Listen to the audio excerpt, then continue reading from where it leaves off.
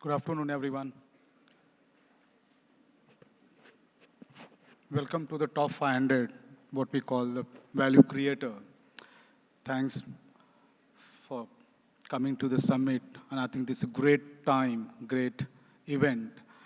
And of course, we are talking about 2047, and we are talking about how top 500 basically can contribute. And this is one of the wonderful get together of all the what we call great mind in India basically come together and discuss how that's basically possible and how basically we can take it ahead. So we welcome everyone. Thank you for coming. Throughout day, in fact, throughout evening, we are basically going to have a multiple sessions and multiple insights, multiple knowledge sharing, and I'm looking forward to have all the insights from all of you. So before that, I just want to talk about, from a 20th century goal, what we're looking from a 21st century, what we basically, what is value we are talking about in 21st century. That's the things basically I'm going to talk about today. And to start with, I think most of you are aware, and there's a needless to say, the value or the contribution top 500 companies basically do to the Indian economy or India GDP, basically. If I have to put everything into the number, we calculate a certain number using some metrics, what we call, all the top 500 companies part of here, and some are anyways on the way, will participate in a couple of minutes here.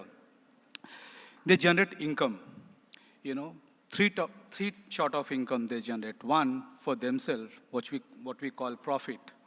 And second, they generate for the employees. Basically, they pay wages and salaries. And the third, they generate income for the government, basically what we call the taxes.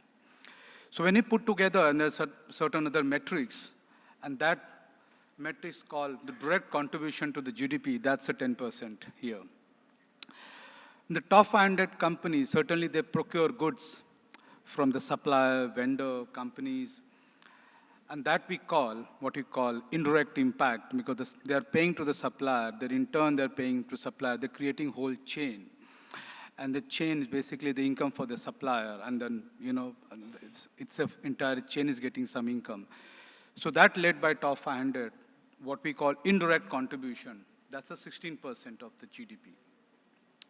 Now, when top 500 company pay wages to their employees, the employees don't keep with them. Of course, they go in the market, invest, they put into some of the consumption basket. And that, what we call induced contribution. All put together, direct, indirect, and induced contribution. That's around 36% of the India GDP are influenced by the top 500 companies sitting in this room today, which is great, I think. That's a great contributor, great value creator, and there's no doubt that top 500 companies create immense values. But before we proceed, let me talk about certain things, the mindset we are operating today. And that mindset, unfortunately, sometime, we just entered 21st century, but from a 20th century, we are operating from the mindset. And we have our economist, Milton Friedman, and most of you might be aware of this fellow was great American economist, written multiple books, and he was known for what he call is a free market capitalism, and was famous for that. And he said that mindset today, when we are operating, is basically there is one and only one social responsibility of business to use its resources and engage in activities designed to increase its profit. That's what Milton Friedman said, and I think most of you can relate with. That's basically what we call a value, or maybe goal we had in the 20th century, and that's coming out. Why I'm saying, because with this, there's a race to the top. There is a basically race to create profitability, create productivity, create efficiency. And truly, we can see that's impact. We can see on this chart that almost that benefited world, all of us. If I have to compare from the pre-industrialization era, all of us, on average human being, adjusted for the inflation, adjusted for the growth, everything, just go back to before pre-industrialist era, we are prosperous by 12%. That's globally. That's great. Worldwide, you can see there is some jump happened during the industrial revolution 3, but in net, there we are 12 times basically more prosperous. Imagine if there's no industrialization would happen, then probably this 12 times would have not been. We have like the same what we used to be pre-industrialization era. That's benefited. I think you can talk about UK economy, you can talk about US, you can talk about the world, you can talk about everyone, including India. We basically, everyone got benefit.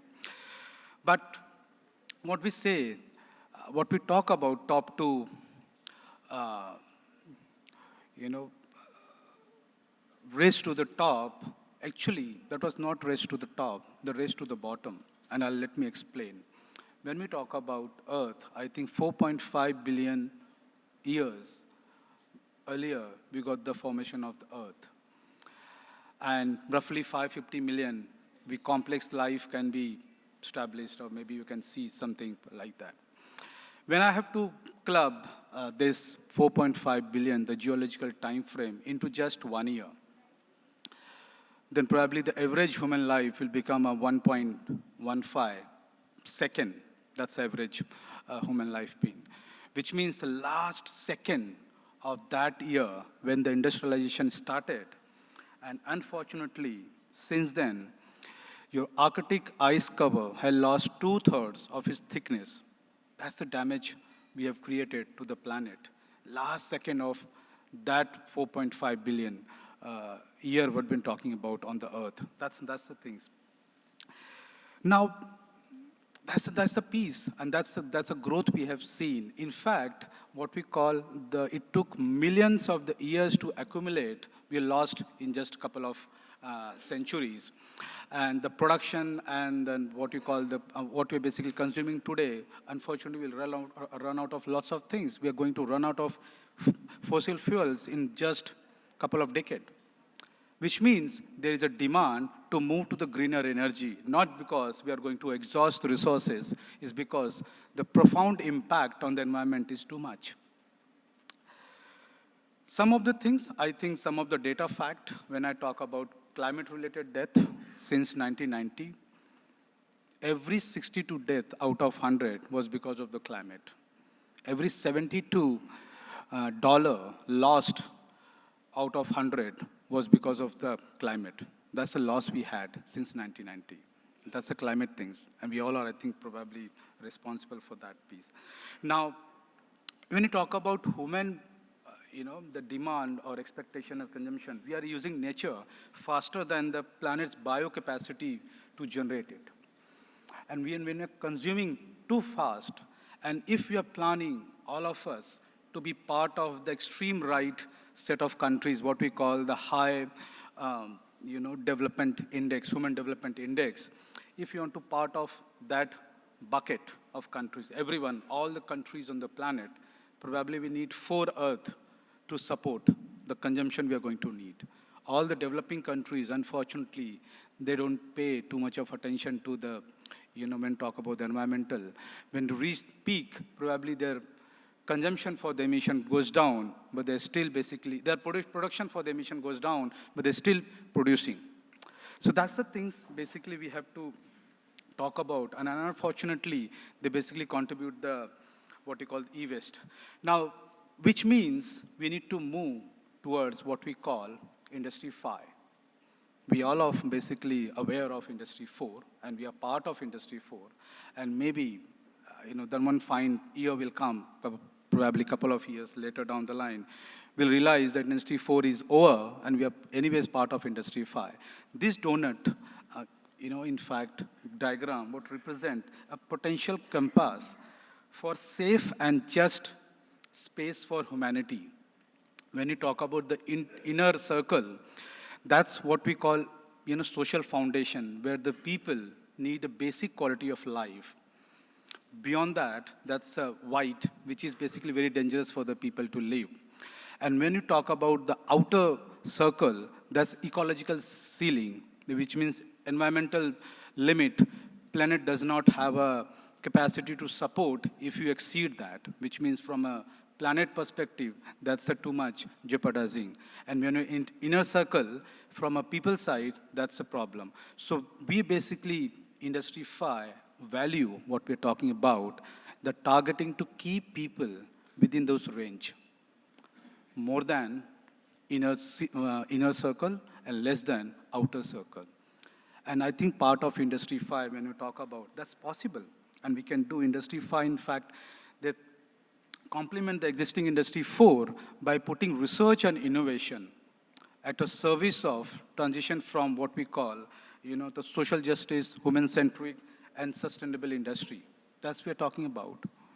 These four things, three pillars, is main for what we call Industry 5.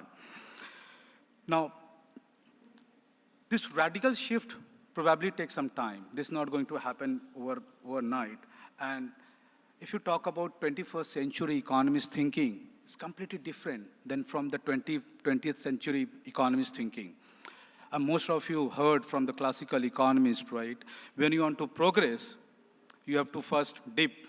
Your income equality will go up, and then you start growing.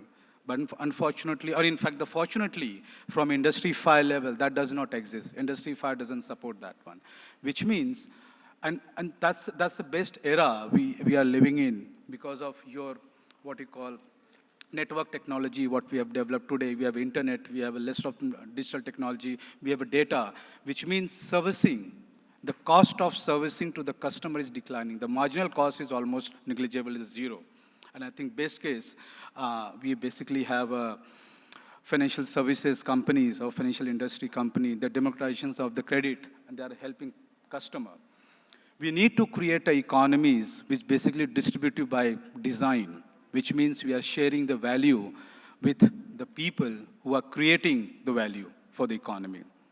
And that's the need, and that's basically the part of Industry 5.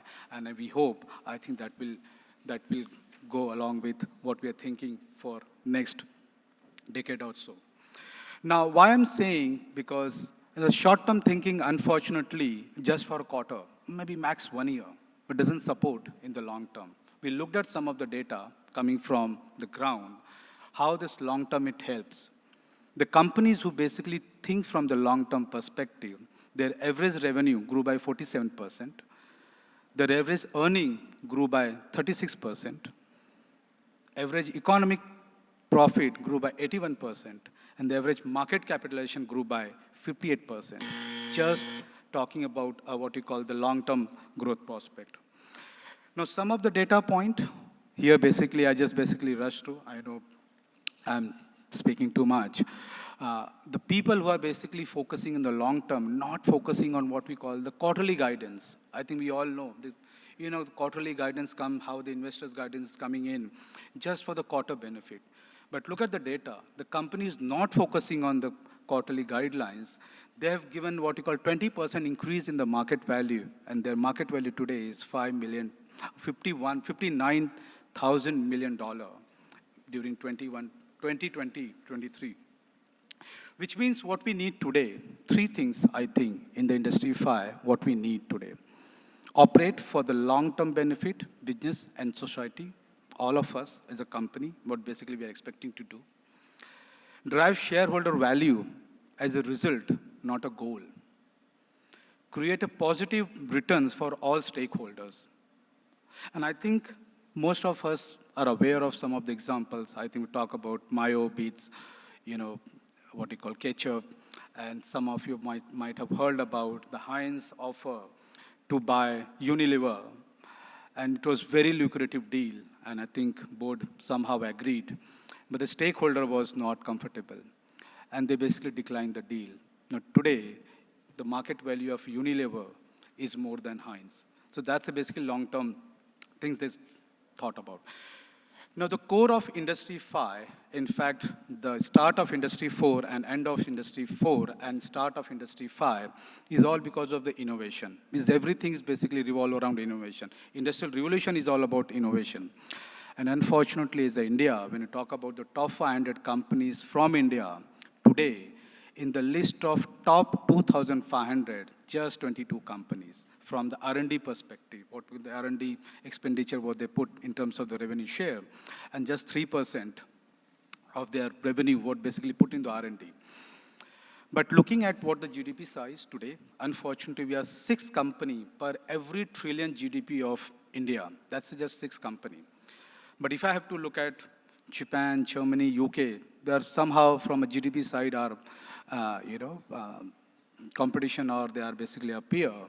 Ideally, we should be at 95, which means 95 of all of you should feature in the 2,500 companies globally in terms of the R&D expenditure and the innovation. That's the need. That's the basic thing. So with that, I just basically like to conclude that innovation is the core. That's basically, it will take everything to the Industry 5. And we are basically aware of what Industry 5 look like. I think it's already started. We need to be basically capitalizing on that by leveraging what we already have gone through by Industry 4. Think long term. Don't think in terms of what you call siloed or concentrated growth. It's just the redistributive design will be helpful for everyone to create a value and pass those value to every stakeholders. Think about the planet. That's one thing. Long-term growth will certainly support. Thank you for listening, and I'm looking forward for more insightful conversation throughout the evening. Thank you.